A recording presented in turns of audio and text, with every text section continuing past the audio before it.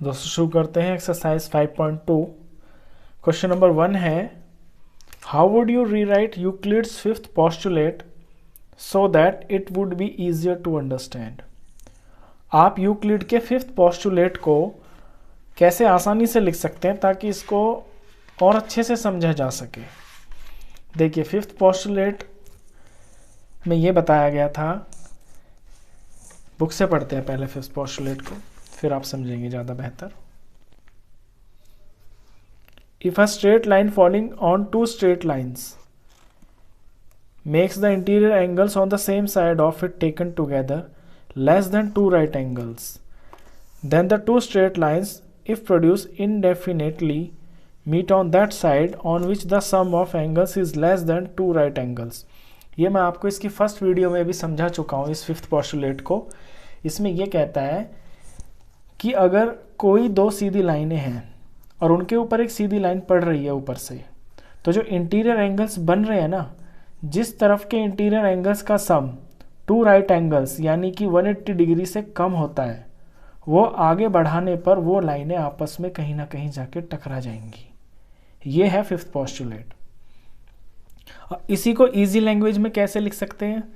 When two lines are cut by a third line, जैसे कि ये आपकी टू लाइंस हैं, cut by a third line, इसको थर्ड लाइन ने कट किया, such that the sum of interior angles is less than 180, इस तरह से कट किया कि इंटीरियर एंगल्स का जो सम है ना, ये दोनों मेरे इंटीरियर एंगल्स है, ये ए और बी मान लिया मैंने, तो ए और बी का जो सम है वो 180 से कम है, यानी ए प्लस बी मिलके आपका 180 से कम है ऑन वन साइड, यानी इस तरफ। Then first two lines intersect on the same side, तो जो मेरी जो पहली लाइन है ना, जो यहाँ कट कर रही थी, माने कि ये वाली लाइन है, ये आपस में उसी तरफ जाके कट जाएंगी, यानी सेम साइड।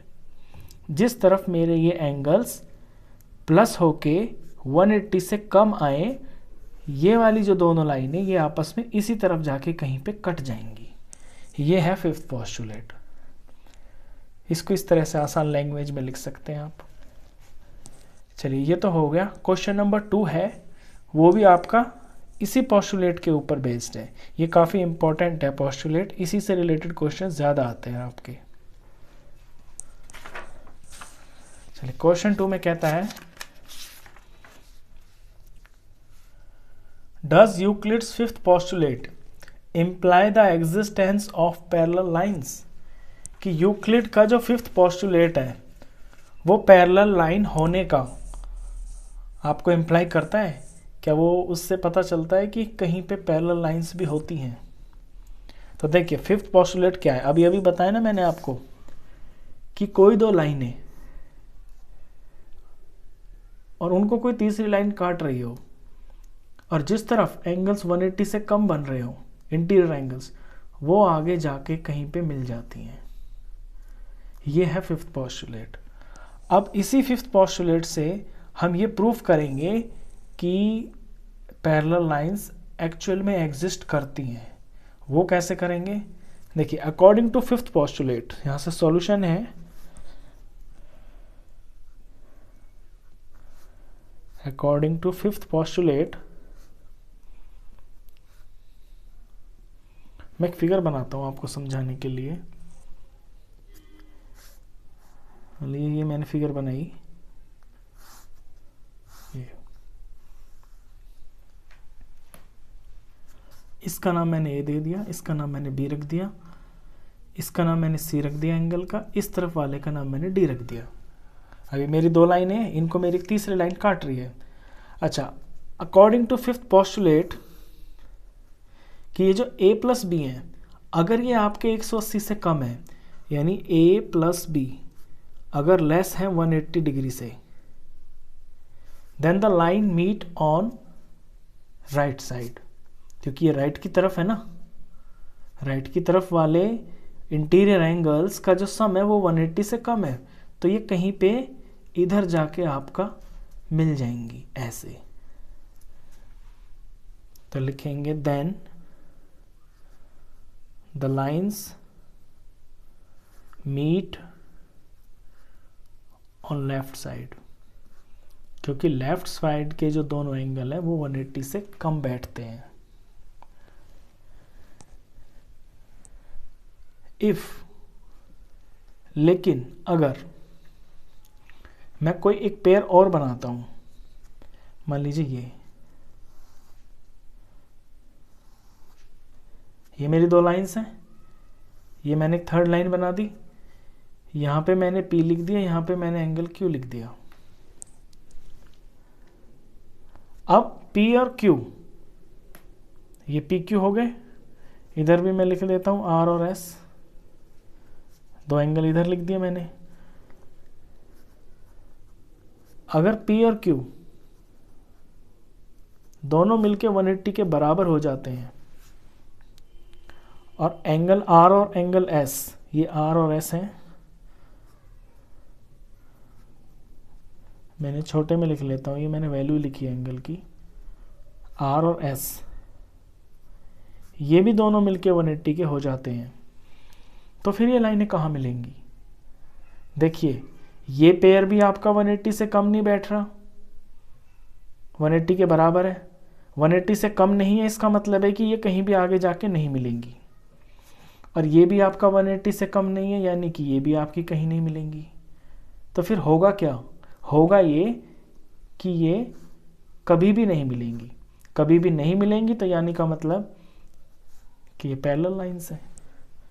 तो इस तरह से फिफ्थ पोस्टुलेट को यूज करके आप ये शो कर सकते हैं, आप प्रूव कर सकते हैं कि हाँ पैरेलल लाइंस भी होती हैं।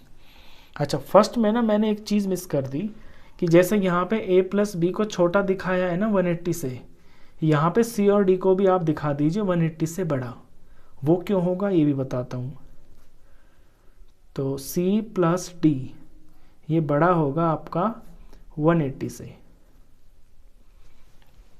तो दो चीज़ें लिखनी है आपको कि A प्लस बी को छोटा दिखाइए 180 से, फिर ये भी दिखाइए कि जो C प्लस डी है ना, यानी दूसरी साइड वाले एंगल्स, वो आपके बड़े हैं 180 से, और वो बड़े होंगे भी, क्योंकि चारों एंगल मिलके 360 होते हैं ना, लीनियर पेयर तो बन ही रहा है ये, तो ये तो बड़े होंगे।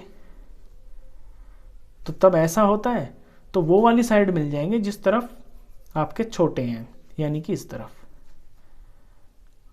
अब दूसरे में क्या होगा, एक ऐसा पेयर बनाइए जहां पे दोनों तरफ के एंगल्स आपके 180 हैं, ये दोनों 180, ये दोनों भी 180, तो ये लाइनें यहाँ इस तरफ भी नहीं मिलेंगी, ये लाइनें इस तरफ भी नहीं मिलेंगी, तो होगा क्या, फिर ये पैरेलल लाइंस है। बस यही रिजल्ट है। अब लैंग्वेज में लिखना है आपको। It means these lines never meet on left side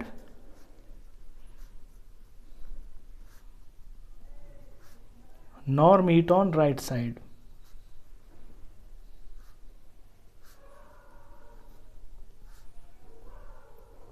ना तो ये लेफ्ट साइड मिलेंगी और ना ही ये राइट साइड मिलेंगी, तो क्या होगा, therefore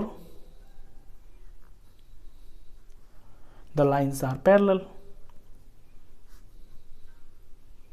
The lines are parallel, तो फिर ये पैरेलल ही होंगी जब मिलेंगी नहीं कहीं पे। तो फिफ्थ पोस्टुलेट से रिलेटेड ये क्वेश्चन था। ये दो क्वेश्चन थे आपके, काफ़ी इंपॉर्टेंट है ये एक्सरसाइज, ये इस एक्सरसाइज में से पेपर में आपका क्वेश्चन आता है। तो दोनों क्वेश्चन हो गए आपके। आई होप आपको ये दोनों क्वेश्चन अच्छे से समझ में आए हो। वीडियो अगर अच्छा लगा हो तो प्लीज़ इसे लाइक कर देना, फ्रेंड्स में शेयर कर देना, और 9th क्लास का कंप्लीट मैथ्स पढ़ने के लिए आप इस चैनल को भी सब्सक्राइब कर देना। Thank you.